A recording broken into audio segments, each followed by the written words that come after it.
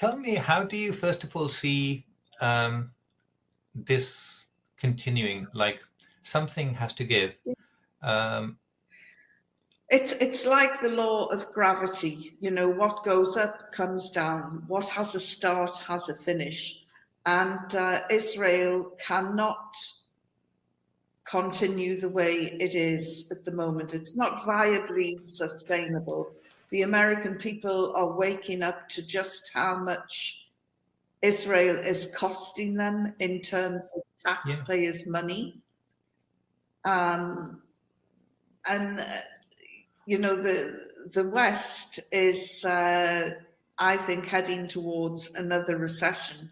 And as soon as times at the hard, same time, people start checking, you know, their purse, their pennies, and then they start looking around. And sooner or later, the American taxpayers are going to say, why are we paying so much money to Israel?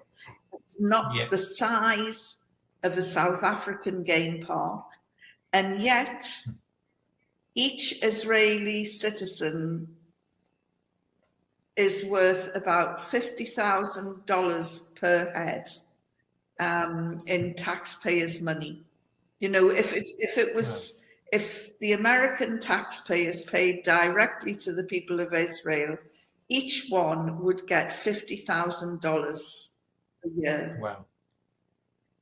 For their trouble. But, you know, they would rather spend the money on $1 million bombs dropped on $10 refugee tents. It's not viably sustainable. It cannot go on. Sheikh Ahmed Yassin, the founder of Hamas, he said that there will not be an Israeli state by 2027. So that's a very short time. I'm told that there are hundreds of thousands of Israelis who are leaving the country.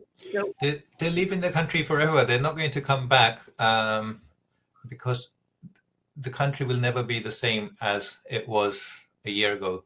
So they'll never have that kind of environment where this is the thing. They want to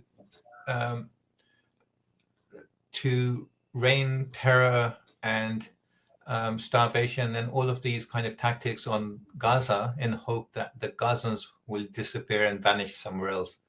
But this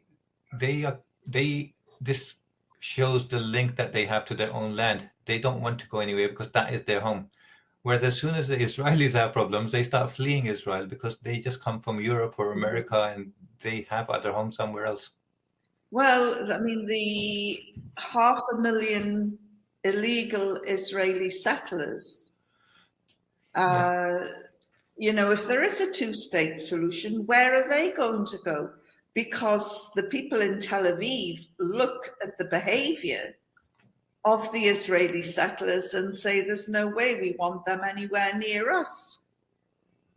You know, Israel is quite a secular state. And or it was, and now in Israel there's like a crazy fringe. There's like a civil war waiting to happen inside of Israel between the far right there and the seculars. Yes. Well. So when it's. I mean, we could go around in circles discussing the rights and wrongs, and it's mainly wrongs that are unfolding today in the Middle East, and we'd still be here in 3 days' time and only halfway through. Yeah. The thing is, when I look at what's going on, there's two things. There's the terrible injustice that's been waged on the Palestinians, the Gazans, and obviously our hearts bleed for that, and we pray that they can see the day of freedom and peace in our lifetimes and in their lifetimes. But on the other hand, if we look at it from like a a military point of view, Israel is losing on every single front. I mean, yes, they're killing innocent children, women, but when it comes to the actual tactical battlefield, they're losing everywhere. And I actually can't see a way out for them. They've put themselves in a corner that I don't see any way out. And that's why I actually don't understand what's going on, because there's no way they can eliminate Hamas from Gaza. Whatever anyone says about Hamas, they're a reality, and they're not going to get defeated in the way Israel is trying. So Israel has now put itself in a position where it can't just say okay, because that will mean rethinking, reimagining everything in the Middle East. And then the alternative is to expand the war and drag in Hezbollah and then Iran, which is like completely insane. And I, first of all, don't understand how America and the West is allowing Israel to carry on in that vein. But even there, I just don't see any way out for Israel. So I'm trying to think, am I missing something, or is it just wishful thinking? But I actually see no way out for Israel at the moment. Well, I don't believe there's a way out for either Israel or Hamas. Yeah. Neither side can give up now, because the other side will claim a victory, which would be devastating for either side. They can't get rid of Hamas. You can't kill an idea. And Hamas' popularity is on the rise in the occupied West Bank. Yes. Because of the direct actions of the colonial settlers who are stealing their lands, stealing their homes, stealing anything. If it's not nailed down, they'll take it. And people can see this now. And they're watching the actions of the settlers. And I think what first drew world attention to them was when they set about destroying the aid trucks that were bound for Gaza, where there is a famine, where there are pictures of skeletal babies and pictures of people who look as though they've just walked out of the Belsen concentration camp circa 1945. Yeah. And these parallels are constantly being drawn. I was reported as an anti-Semite for drawing parallels with the behavior of the Nazis and the behavior of the IDF today. And the person who contacted me and accused me of anti-Semitism and said he was going to expose me, and I said, well, what are you basing this on? And he said, you have liked 3 tweets, or whatever they're called now under the X platform. And he said, each tweet referred to the Nazis. And I remembered what he was talking about, and I said, do you know where those tweets came from? They came from Torah Jews, an organization in New York. And I said, I'm in touch with them, and I have liked their Twitter account. And it was they who drew the parallels. And I said, they were coming from a point of knowledge. So perhaps you should challenge them and not me.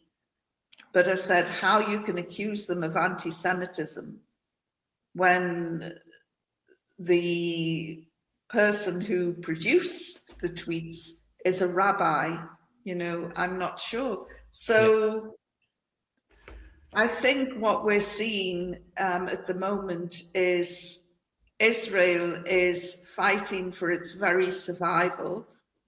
It cannot continue in its present form. And it's probably the biggest cause of danger in the world today. This is a nuclear power which Yeah. is out of control, Yeah. which has crossed every red line set by international laws, humanity, common sense, everything. There's only one red line it hasn't crossed, and that's to do with its nuclear arsenal. And I just think, God help us Yeah. all. It is I a scary think thought. if somebody doesn't rein in Israel, it will come.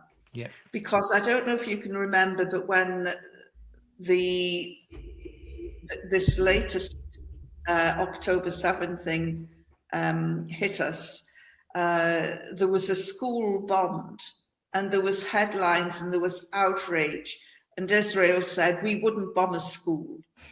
And of course, look where we are now, nearly 1 year on. Yeah. There isn't a single school that hasn't been bombed. No. College destroyed, universities destroyed. There is nothing left. And the thing is that there's actually more criticism for the Israeli government coming from inside Israel than there is in the West. I don't understand how we have completely lost all sense of morality, of freedom of expression, of I think you have to senses. understand the psyche of the Israeli people, and every waking day, every waking moment, they are never allowed to forget their own frailty and immortality, and mortality, and they are never far away from remembering the Holocaust. And it's hardly surprising. And the taking of the hostages really psychologically damaged them and made them all feel Yeah. terribly insecure. Yeah. And they blamed Benjamin Netanyahu for this. They said, you have put in all of these action plans to make us safe. What happened on October 7th? And of course, it is a very good question, because I've been to Gaza twice now, and I know if you go within a few yards of the wall of the security fences around Gaza, you face being shot at. Yeah.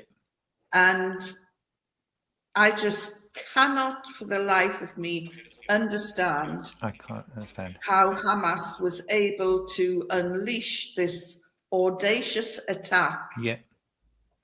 on the Zionist state and be allowed to do so for 6 to 9 hours Just with there using being, motorbikes and without there being any sort of comeback. And yeah.